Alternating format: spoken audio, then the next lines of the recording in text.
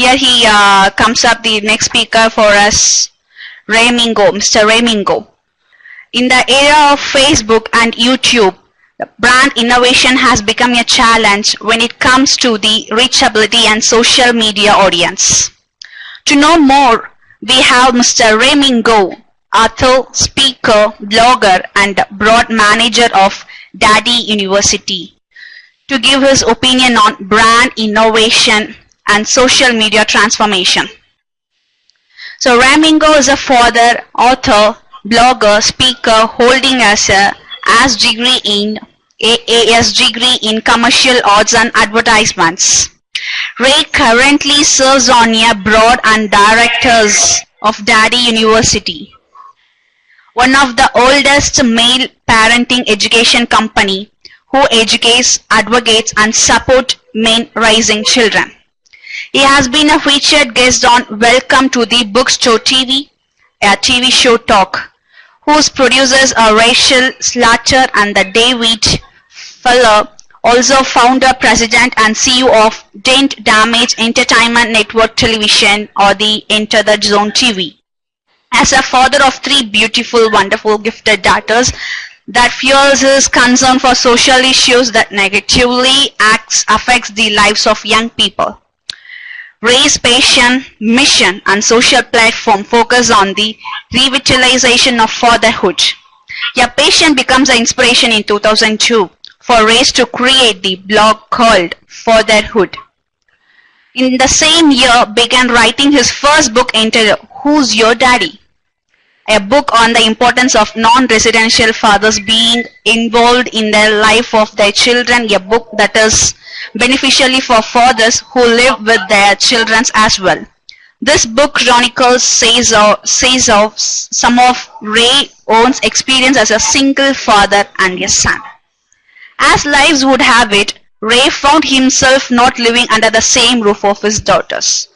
So, no further delay, let him call him and to give a brief on brand innovation and social media transformation.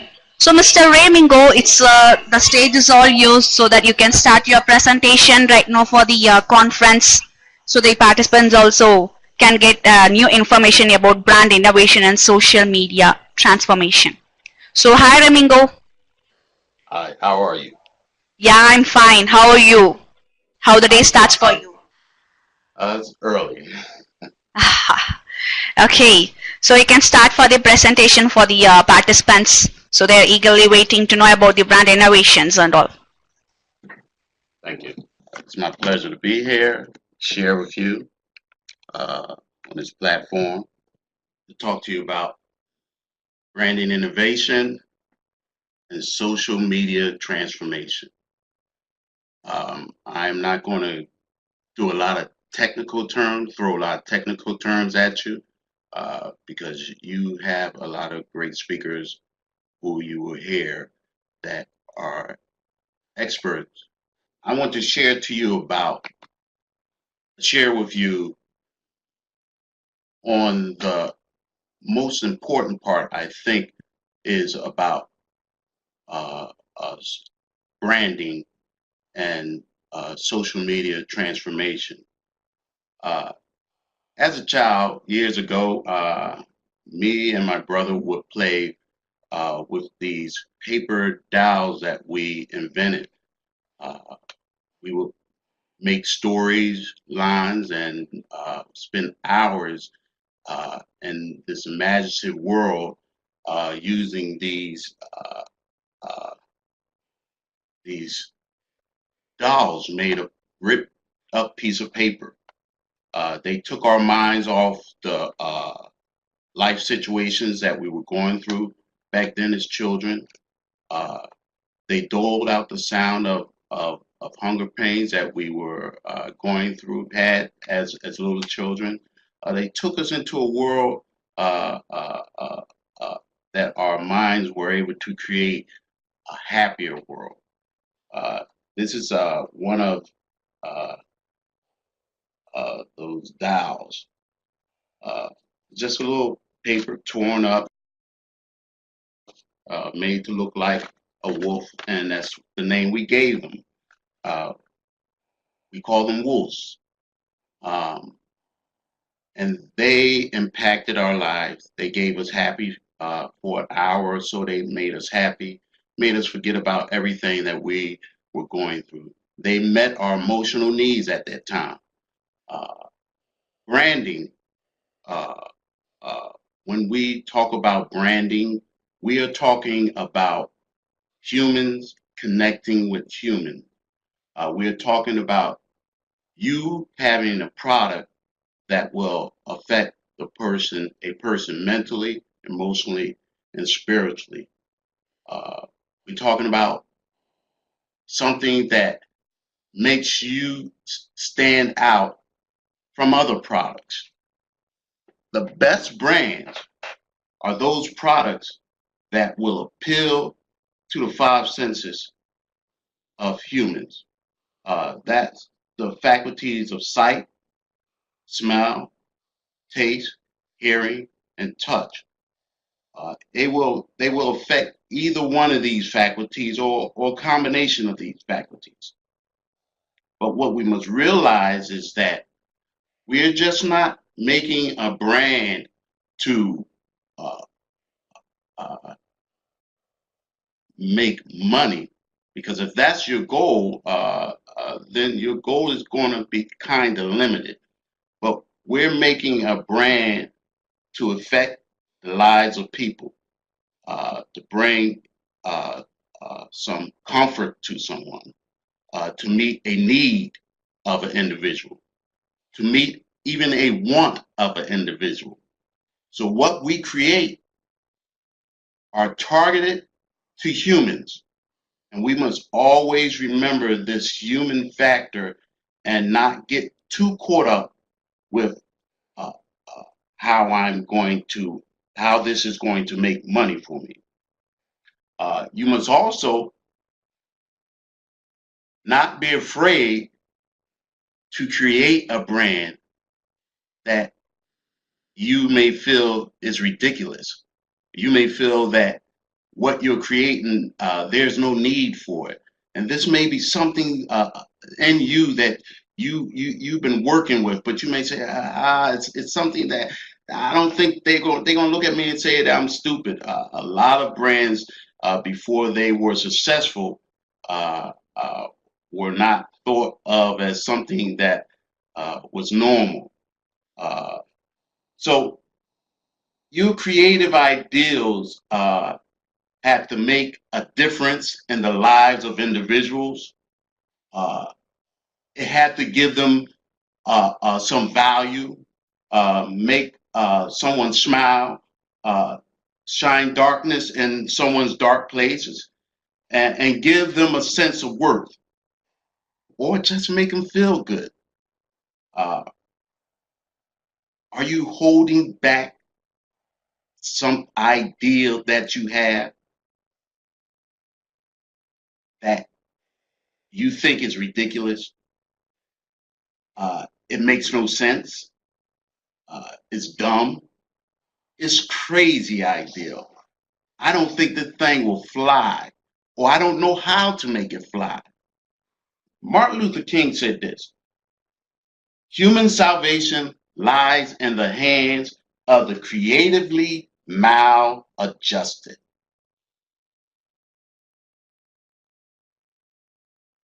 You know what maladjusted means. You're not normal. Uh, uh, your thinking is not normal. I'm sure that a lot of people thought that Steve Jobs' thinking was not normal. Uh, I'm sure a lot of people thought that the person that invented the spaceship to go to the moon was not a normal idea. Um, Somebody's thinking now about going to Mars, uh, but you can't be afraid to be unconventional. If you're afraid to be unconventional with your product, with your service, think outside of the box with your product, with your service, do something different that no other product that is similar to you is doing, or no other service that is similar to you is doing. If you are afraid to go against the mainstream, then you're really not creating a brand. You're just putting the same thing that someone else has out there. So when creating this brand, we must be willing to think ludicrous. We must be willing to think ridiculously of how this brand will meet the needs of individuals. I wrote down 3 things. It said obstacles is just another word for opportunity. So you will find obstacles in trying to find what will make your brand different from another brand. Because a soda is a soda, but what will make someone choose to buy your soda? A shirt is a shirt. But what will make someone choose to buy your shirt? So you have to think outside the box. And you're going to run into obstacles. You're going to do something, say, I'm going to do something ridiculous. I'm going to put it out there. I'm going to do this ridiculous thing. No other shirt company is doing this. No other soda company is doing this. I'm going to put this ridiculous thing out there. And you put that ridiculous thing out there. And it may not fly. It may not get all the connects you want, the likes you want. But you put it out there. And when it doesn't fly, you think again. Ridiculous is just another word for innovation. It is ridiculous, unconventional. Nobody does that. These are other words for unconventionals. So you must be willing or able to just be different. We all are different, and we all have our different creative abilities, creative ideals. We're emotionally different. There's no one like Mingo. There's no one like you who are out there. You are an individual. You have to tap into what is in you, how you think, how you perceive things, and you must build that brand. But you must build that brand and always knowing that you are humans appealing to the needs and wants of other humans. Impossibility has never kept a promise. What is impossible, what people said were impossible years ago, we find out now that they were possible. Matter of fact, what was impossible years ago, they are normal now. So impossibility is something that has never kept its promise. So take your brand, and if you feel that is impossible, that's good. Keep at it. Put it out there. Somebody's going to have a need for what you have. Not only have a need for what you have, but you may have something similar to another brand that's out there, but they have a need of how you use your brand. Give the best of what you have to humanity. Martin Luther King said, if it falls your lot to be a street sweeper, go sweep streets as Michelangelo painted pictures. Sweep streets as Handel and Beethoven composed music. Sweep streets like Shakespeare wrote poetry. Sweep streets so well that all the hosts of heaven and earth will pause and say, here live the great street sweeper. who swept his job well. What is about your brand that will stand out and cause people to take notice? There's have to be something about your can of soup that will cause people to take notice. This is the can of soup that I want in my house, or this is the drink that I buy, or this is the shoes that I love. What is it about that brand that will cause people to pause and take notice? Now, I understand a brand catching the attention of individuals, whether it's through how they advertise or whether it's through what emotion they appeal to. But your brand must be something. Your brand must be great if it can appeal to the host of heaven. I'm not getting religious on you, but Martin Luther King said that humanity will pause. All of the hosts of heaven and earth will pause to take notice of what you do. So you have to create something and that will motivate people. You have to create something that people need. We as let me say people who market things or people who have an idea about something. The best way to go into it is not for a selfish gain, because if you go in for a selfish gain, that means you're only trying to meet your need, and meeting your need will get you very little. But you have to go into it with the need, with a desire and a want of helping others, helping that mom, how she can use something to fix her dinner better, helping that father, how he can use a tool to help work on his vehicle, helping that child, how they can be inspired by something when inspiration can't be found in their homes. So you have to find something that appeals to human faculties other than yourself. It is easier to go out and fish. Fishing is or go out and hunt. You want to hunt for pigeons or you want to fish. It's something that people do.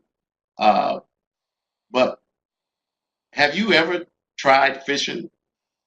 And if you notice, when you go out and fish, you sit on a boat or you sit on the edge of a stream and you throw your line out there.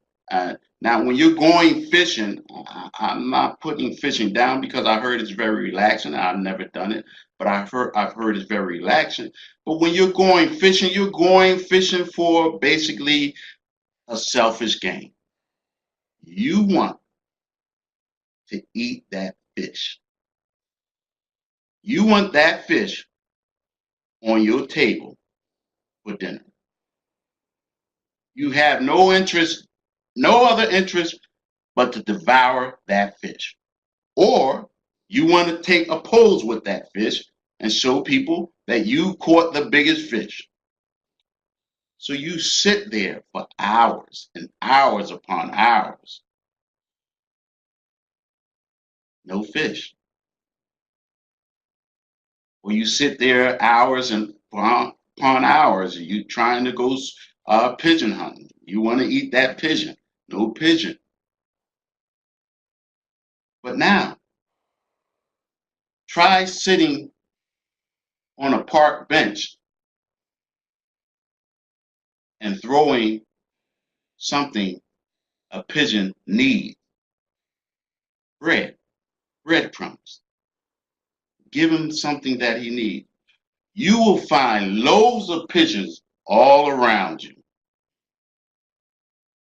Try throwing when you have fish in your house and you have them in a fish tank and you throw food inside the fish tank. All the fish come to the top to receive that food. So if you want to catch people's attention, if you want your brand to be successful, you have to feed humanity and not take from humanity.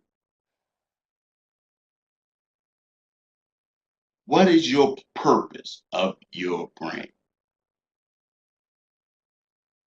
Is it just for your gain, or is it for the gain of humanity? Robert Quinn said this, and I'm reading from something that Robert Quinn said. Robert Quinn said, when you give up selfish, self-interested goals and take on contributed goals, you function differently. The biology changes, the thought process changes, learning accelerates, you grow more. So when you do away with, or if all of your efforts is not put into self-interest goals, or what I can get from my brand, or what can my brand bring me, but you start thinking, how can my brand contribute to someone else? What can my brand do to make someone else happy? What can my brand do to meet the needs of a parent? What can my brand do to meet a need of a child? What can my sneaker, what can my sneaker, a pair of sneakers, do to make this child self-esteem? Can my sneakers build that child's self-esteem? So when we go into creating a brand and advertising or promoting our brand, when we go into that with a contributed goal mindset, we function differently. That means you will do what it takes to meet the needs of individuals. And when individuals feel or know or perceive that this brand is meeting my needs, this brand appeals to me, they will buy it. You don't have to worry about trying to find out how to make money.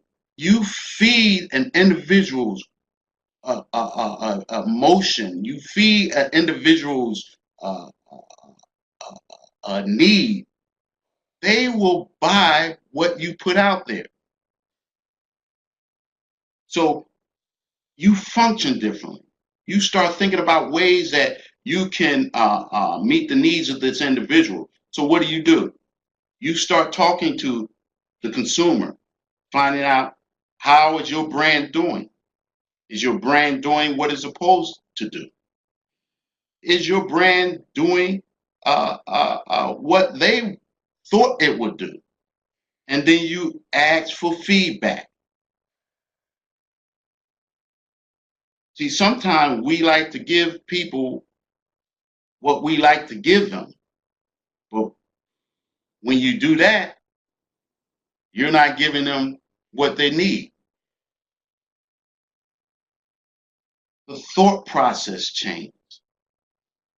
When you're developing your brand, when your focus is on meeting the needs and want of humanity, feeding the needs and want of humanity, your thought process changes and how you will work this brand, how you will distribute this brand. You do things that uh, that make it appealing to others and not appealing to yourself. You learn more about your consumer when you have a contributive mindset. You learn more about your consumer. You find out what makes them tick. You find out what they need. You find out why they need this way.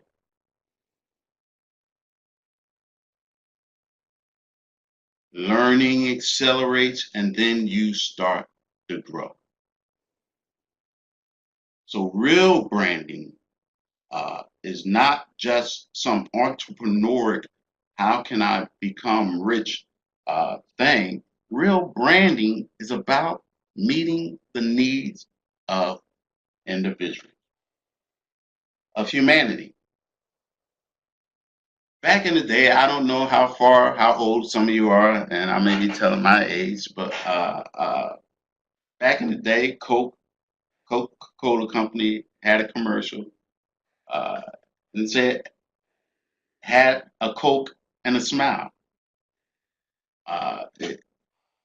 It appealed to making people happy. It also had a commercial, and the song goes, I like to teach the world to sing in perfect harmony. I can't sing, so I won't try to sing to you. But it talked about bringing people closer together. Uh, so when people bought Coke, or when people thought about Coke, they didn't only just think about it's a cold drink, but they thought about the power of what Coke did to push their brand. Uh, this brand is something that you can sit down and collaborate with people. You can sit down. If you're feeling bad, this brand is something that you can drink, and it will bring you some sort of happiness. So uh, the brand was created to stimulate. It had different advertisement look slogans. It had "Have a Coke and a Smile," "Can't Beat the Feeling," "Life Tastes Good," uh, "Open Happiness," uh, "Life Begins Here." So people bought that brand because it fed the emotional needs of someone. When they saw that commercial, that commercial made them feel connected. When they saw that commercial, at the time at the time when that commercial was created, it was a lot of dissension between groups of individuals. But Coke said, "Look, uh, we want to bring the world together in perfect harmony." Uh, so it made people feel a certain way. I'm sure, I'm sure I had plenty of different types of Coke, but I'm sure uh, it, it tastes similar to any other Coke that was out there. But the appeal to humanity,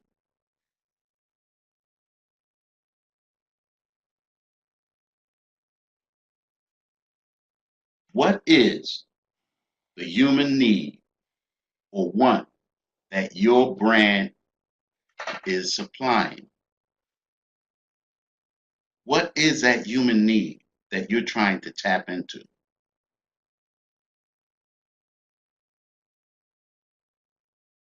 What human emotions are you trying to appeal to?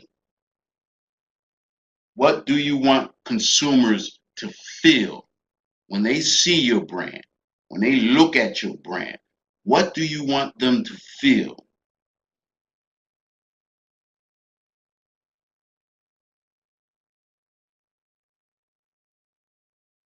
What emotion are you trying to uh, uh, tap into? You want to make that person mad, and I don't mean mad just to be mad and go out and do some ridiculous thing because you're mad and you can't control your anger. I mean, sometimes people have to become mad to do something positive. You have to become frustrated about something to do something positive.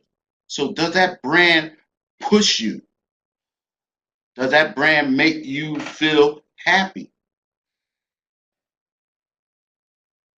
I would like to talk about something that's more internal because, see, as a brand developer or small business or entrepreneur or large business, uh, you are trying to appeal to the consumer. But you must appeal to someone else as well. As a brand developer, as an entrepreneur, as a business owner, you have people, employees, who I like to call. I don't like to call them employees, but I like to call them teams. You hire people to become a part of a team. Uh, uh, you hire them, uh, hopefully not to come in and just clone what you've always been doing, but you are hiring people who think. You're hiring innovative people. You're hiring people just like you when you created this brand, an innovator, a creator, a thinker. So when you hire people, uh, I mean, you don't only have to appeal to the consumer, you have to appeal to your team. Look for those who are passionate about humanity. Look for those who are creative and not just clones. Ask potential team members or employees these questions. What can you do to make my brand? What can you do for my brand that I haven't done? Especially if your brand has been existing for years, 10 years, 20 years, 30 years, and you're hiring this individual. Uh, the resume is okay, but that's not the main thing. Uh, because everybody go to school to study the same course, the same. I went to school for commercial art advertisement, and so did million other individuals, and they studied the same course. They went through the same classes that I went through. So we've all studied the same thing. But what can you do that will make that for my brand that I have not done? Tell me what you dislike about my brand and how I can make it better. So this is part of getting your brand out there. Sometimes we have to work from the inside to develop that brand. And that working from the inside is hiring people who are innovative people. You may not like some of their ideals that they put out there, but if that person is a thinker, you want to keep that person. He may be doing something a little bit off. If that person is a thinker, you want to keep that person. And some of the ideas that individuals come up with, that your employees or your team members come up with, it may not be a good idea at that time or for that time, but you put that in a box somewhere. You save that, and maybe tomorrow or maybe next year it is something that will be relevant. But the important thing is you're hiring thinkers, not just someone that will uh, do what you've already done. If I was an old car made and designed 20 years ago, how would you make me relevant to today? Yet keep my classic appeal. See, if your brand hasn't evolved, that means one thing: you're not contributed gold mine setting. Because when society evolves, when humanity evolves, you should evolve, or your brand should evolve. Would you be brave enough to recreate me entirely? Ask your potential team member that you want to hire. Ask your potential employee that you want to hire. Would you be brave enough to create me, recreate me entirely? Would you give me a new face? Give me a new look? Give me a new direction, or add a direction to me? Uh, the Rite Aid that I knew years ago isn't the same Rite Aid as we have today. It was very limited back then. Uh, uh, but somebody came up with the idea of making it, expanding it more. So brand is an art, and its creative power of that appeal to other humans. When you value your employee with the same vigor as you do consumers, brand value accelerates. It will automatically add value to the brand. So when you value your employees with the same vigor as you do your consumers, brand value accelerates.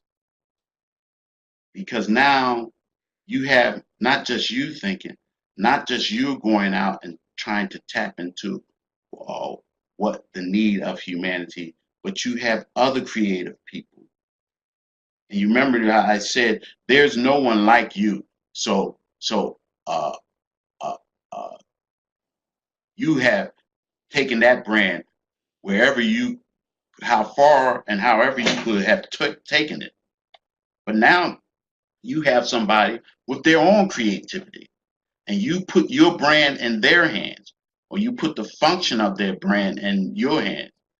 Uh, uh, that's what you do when you hire CMOs. So you're not looking for them to just don't change that, don't make that, don't do that, don't touch that. I like that the way it is. Don't just come here and do what I want you to do, and nothing else. And I like the color, I like the scheme. I like how I'm advertising it. I like this. It's the way we did it for 20 years, and this is the way we're going to do it for another 20 years. Then you might as well not hire them. You might as well have hired yourself. So you hire people, or you hire a team to add value to what you've already done. Case in point, basketball team, they hire, they draft individuals. They draft individuals according to the uniqueness that they can have, that they can add to the team. They draft this individual because he has a certain talent that is not seen, that they do not have in a team, and he has that certain talent, and they want to add him to that team. They didn't add him to the team just to sit him on a bench, even though people sit on a bench, but you should always, every now and then, play your bench players, because something good will come out. So you draft individuals because they have a certain talent, they have a certain ability that you do not have on that team. And when we develop this brand, when we develop the brand around the needs of the consumer, around the needs of humans, around the needs of humanity, when we seek how we can make someone's life better,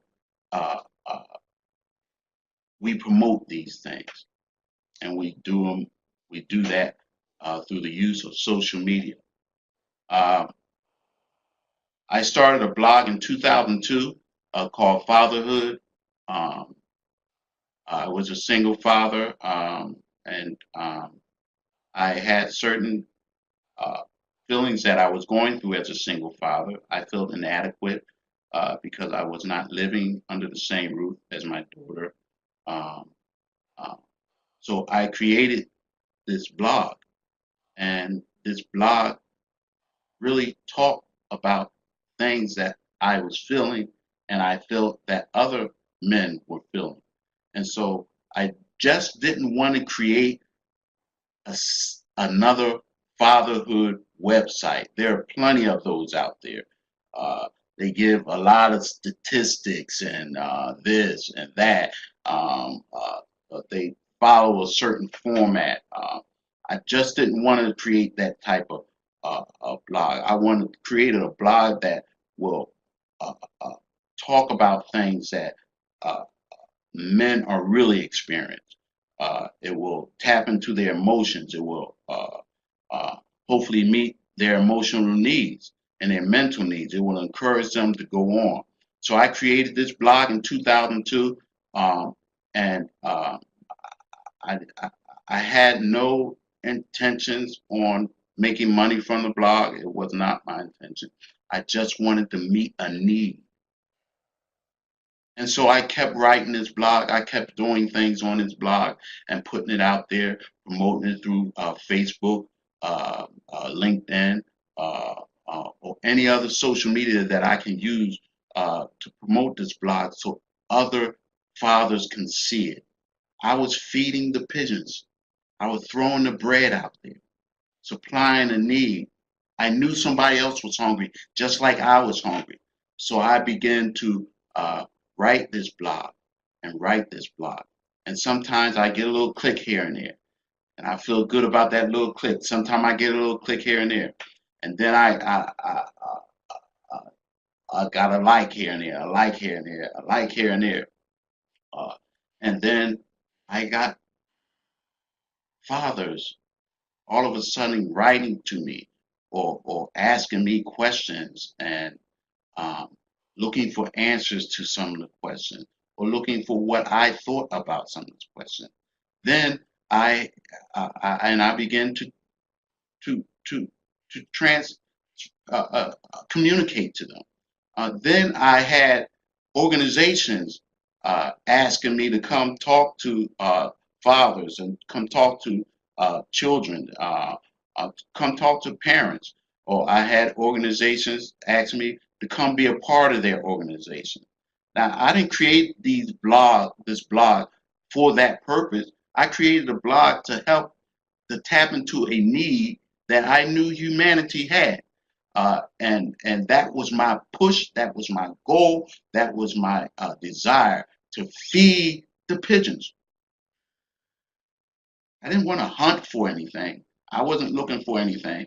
But see, going back to what I said before, when your brand is meeting a need, you don't have to put out an offering plate. You don't have to uh, uh, tell people you want money. They will buy because you are meeting their need. So focus more and make sure your mindset is more on how is my brand really meeting the needs? Am I out there communicating to my consumers? Am I being a part of the community of people who buy my brand? How can I creatively be a part of that community? Sometimes it's not about standing behind our desk in a closed door. We have to go outside and let people know that we care, or my product is here to meet a need. I have 7 things that I call the 7 C's that are important. They are important not only for businesses and entrepreneurs, but they are important uh, for relationship, because that is what we're basically doing as entrepreneurs and as branders, people who have a brand, a product, or a service. We're trying to build a relationship with the consumer. And in order to build a relationship with the consumer, we have to wow them. You know how you want to catch that girl? You have to like put on your best gear. You have to brush your teeth, make sure your breath smell good. You have to, you know, sometimes some guys even go out and spend money on themselves to make themselves look good. So hopefully you can capture the attention of that person. And then when we capture the attention of that person, we have to find ways to keep that individual, find ways to uh, make that individual happy. So now that you wow this woman and you dated her and now you guys are married. Now she has different needs. And if you don't ask her what her needs is, the marriage is in trouble. So let me go into these C's, these 7 C's. These are the 7 C's. And I'm gonna go into them quickly because I don't know how much time I have left. When trying to establish a relationship with the consumer and with your team, you have to, and let me say something before I go on. Communication and is not, we've always had the ability to communicate. Men and women have always had the ability to communicate. There's never been a problem with us communicating. For years, we communicated differently and found other ways to other societies communicate different than what other societies, the way other societies communicate. But we never had a problem with communicating. So social media doesn't give us the ability to communicate because we have that ability. Social media has made it so that we can communicate on a grander scale, on a bigger scale, on an audience that we were not able to communicate to before. It opened up doors to we can sit in our desk and go places that we could not go before.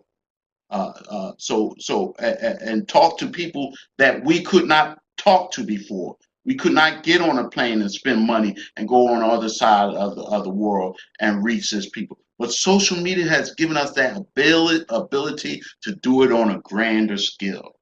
But in using social media, we must realize that on the opposite of where we're sitting at, we are just communicating like we were in a coffee shop sitting with each other. We're just individuals communicating. So, one of the 7 C's is create. The ability to create. Bring something to existence. Every individual have the ability to bring something, an ideal to life. Connect. We have a desire and the ability to connect, to join to something, to come together. Social media, as I said, just has given us the ability to do on a grander scale, giving us the ability to do it to reach people that we were never able to reach before. And these medias are great medias. So we want to connect. That is a desire of every human being to connect to something, and we want to communicate, to be in touch with. So we always have a desire, an appeal to be in touch with something, contribute, play a part of.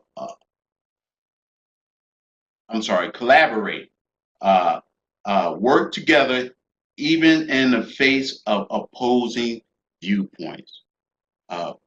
We have the ability to work together, even when we have disagreements. So in branding, your brand, you will find people that, as you market your brand and you trying to get an idea of how the consumer feel, they may have some things that they don't like about your brand. And if you're listening to them, you will begin to find out, if you could, how can you satisfy those individuals. Caring, the provision of what is necessary for health, welfare, and maintenance of protecting someone or something. Your consumer needs to know that you care about them, that you are concerned about meeting their needs. And last but not least, commitment, being dedicated to a person, a cause, an activities, being loyal. Your consumer must know that you are dedicated to doing what is necessary to continue to meet their needs as consumers of their brand. Thank you very much, and I enjoyed talking to you. So, Mr. Ray, it's a nice session with you for this conference for today. So, thank you so much, Mr. Ray, for the session about the brand innovation and social media transformation. It's a very interactive session also. We have get a good idea about what we have learned from you about brand innovation and social media. Thank you, Ray. Thank you for the session.